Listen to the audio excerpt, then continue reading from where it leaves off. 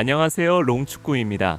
리버풀이 프리미어리그 개막 라운드 뉴캐슬 원정에서 2대2 무승부를 거뒀습니다. 두 번이나 끌려가다 후반 추가 시간 9분에 겨우 따라잡은 경기였죠. 4-2-3-1 포메이션을 들고 나온 리버풀은 골키퍼의 알리송, 왼쪽부터 케르케즈, 반다이크, 자케, 프림퐁으로 포백 라인을 구성했습니다. 3선엔 소보슬라이와 흐라벤베르흐, 좌우 측면엔 가크포와 응구모아를 배치했으며 2선 중앙엔 비르츠, 그리고 최전방엔 알렉산더 이삭이 선발 출전하는 라인업이었습니다. 그럼 지금부터 뉴캐슬전 리뷰, 그리고 리버풀 미드필드에 대한 이야기를 해보려고 합니다. 경기를 보는 관점은 개인차가 있을 수 있다는 점 참고해 주시고요. 그럼 영상 바로 보시죠.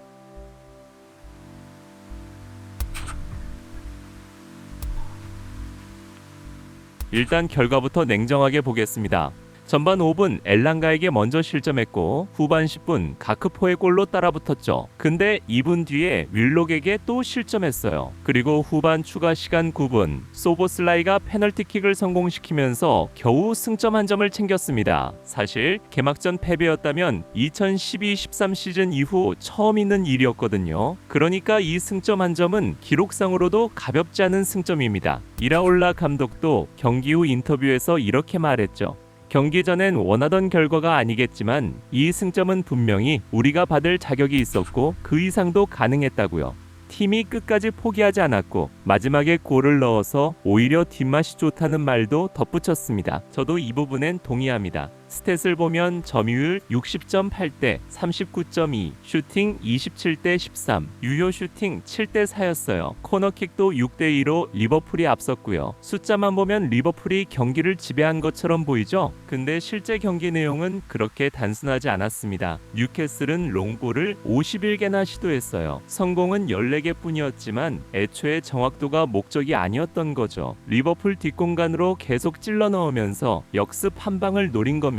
그리고 그 한 방이 두 번이나 들어갔어요. 두 실점 모두 역습 상황에서 나왔거든요. BBC의 집계에 따르면 리버풀은 지난 시즌 개막 이후 모든 대회에서 역습으로 9골을 내줬습니다. 이건 프리미어리그 팀 중에 가장 많은 숫자예요. 그러니까 이건 이라올라 감독의 문제만은 아니라는 거죠. 슬롯 감독 시절부터 쌓여온 구조적인 약점이라는 겁니다. 그래도 긍정적인 부분은 분명히 있었습니다. 가크포는 이날 리버풀 최고의 선수였어요. 슈팅 6개를 기록했고 동점골 마무리도 정말 깔끔했죠. 반면 이삭은 터치 28회에 그쳤고 후반에 결정적인 기회를 놓쳤습니다. 뉴캐슬 시절이었다면 넣었을 그런 찬스였어요. 홈팬들한테 공 잡을 때마다 야유를 받았으니 그럴만도 했다고 봅니다. 이제 진짜 문제로 들어가 보겠습니다. 디 애슬레틱이 개막전 다음날 이런 분석을 냈어요. 이라올라 감독의 첫 번째 큰 과제는 미드필드 균형을 바로잡는 것이라는 거죠. 그리고 그 중심에는 라이언 흐라벤베르흐가 있습니다. 지난 2시즌 동안 흐라벤베르흐는 리버풀의 바로미터 같은 선수였어요. 그가 좋을 때 리버풀은 우승 경쟁팀이었고 그가 지쳐있을 때 리버풀은 형편없었죠. 2024-25 시즌 전반기를 기억하시나요? 깊은 위치에서 뛰면서 리그를 지배하다시피 했습니다. 근데 지난 시즌엔 달랐어요. 슬롯 감독이 프림퐁, 비르츠, 이삭 같은 공격적인 선수들을 여기저기 끼워 넣으면서 팀 균형이 무너졌거든요. 그러다 보니 흐라벤베르흐의 공격적인 본능이 오히려 팀에 안 맞는 옷처럼 느껴졌던 거죠. 흐라벤베르흐의 최고 장점은 볼을 받는 능력입니다. 프리미어리그에서 가장 볼을 잘 받는 미드필더라고 해도 과언이 아니에요. 몸을 열어서 받고 작은 터치 한 번으로 상대를 벗겨낸 다음 전진하는 게 그의 시그니처죠. 상대팀들이 이걸 파악하는데 거의 한 시즌이 걸렸습니다. 그래서 지난 시즌 노팅엄에 홈에서 0대 3으로 졌을 때 다이치 감독은 아예 흐라벤베르흐로 가는 패스기를 다 막아버렸어요. 그럼 뉴캐슬전은 어땠을까요? 뉴캐슬은 그렇게까지 조직적으로 막진 않았습니다. 그런데도 리버풀은 문제를 겪었어요. 엘랑가의 선제골 장면을 한번 보겠습니다. 데뷔전을 치른 자케가 볼을 잡았을 때 소보슬라이가 계속 앞으로 몰고 나오라고 손짓을 해요. 상대가 붙을 때까지 전진해서 압박을 끌어내고 팀을 촘촘하게 만들자는 의도죠. 그리고 몇 초 뒤 프림퐁이 오른쪽에서 볼을 잡습니다. 이때 소보슬라이는 측면 침투를 페이크로 넣고 흐라벤베르흐는 갑자기 라인 사이로 올라가요. 4-2-3-1의 3선 2명이 동시에 라인 사이에 서 있는 상황이 된 겁니다. 볼은 다시 자키에게 돌아가고 자키가 프림퐁에게 내주는 순간 크라벤베르, 비르츠, 소보슬라이 3명이 세로로 한 줄에 서 있었어요. 물론 이건 한 장면일 뿐이고 보통은 더 고르게 퍼져 있었습니다. 근데 리버풀은 자주 이런 모양이 됐고, 이러면 볼을 뺏기는 순간 미드필드가 통째로 생략돼요. 그리고 실제로 크라벤베르가 시그니처 무브로 마일리를 가볍게 벗겨냈는데 마지막 패스가 빗나갔고 그게 그대로 역습이 됐습니다. 장점이 그대로 약점이 된 거죠. 그러면 이라올라 감독은 뭘 했느냐? 2대1로 뒤진 뒤 메갈리스터를 투입해서 포백 바로 앞에 세웠습니다. 사실상 수비형 미드필더가 없다는 걸 감독 스스로 인정한 교체였다고 봐요. 저는 이 교체가 이번 시즌 리버풀 미드필드의 방향을 말해준다고 생각합니다. 크라벤베르를 살리려면 그 뒤를 지켜줄 사람이 필요하다는 거예요.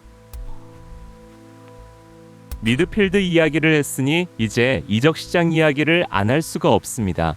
이적 시장 마감까지 이제 일주일 남았거든요. BBC 보도에 따르면 리버풀은 공격수 2명을 더 데려오려고 하고 있어요. PSG의 바르콜라와 은바에가 계속 연결되고 있고, 브라이튼의 민테에게는 벌써 2번이나 제안을 넣었다가 거절당했습니다. 스카이 스포츠에 따르면 첫 제안이 5천만 파운드, 두 번째가 6천만 파운드였다고 하죠. 브라이튼은 7천만 파운드를 부르고 있고요. 근데 여기서 딜레마가 생깁니다. 공격수 2명이 더 들어오면 가크포가 나갈 수도 있다는 거예요. 방금 말씀드렸잖아요. 뉴캐슬전 리버풀 최고의 선수가 가크포였다고. 냉정하게 말해서 지금 리버풀에서 가장 꾸준한 공격수를 팔고 새 선수를 데려오는 게 맞는 걸까요? 저는 조금 회의적입니다. 물론 민테 같은 선수가 오면 오른쪽 측면 문제는 풀리겠죠. 이날 은구모아는 오른쪽에서 전혀 영향력을 못 보여줬거든요. 다음 주면 18살이 되는 선수고 유스 시절 내내 왼쪽에서 뛰던 선수예요.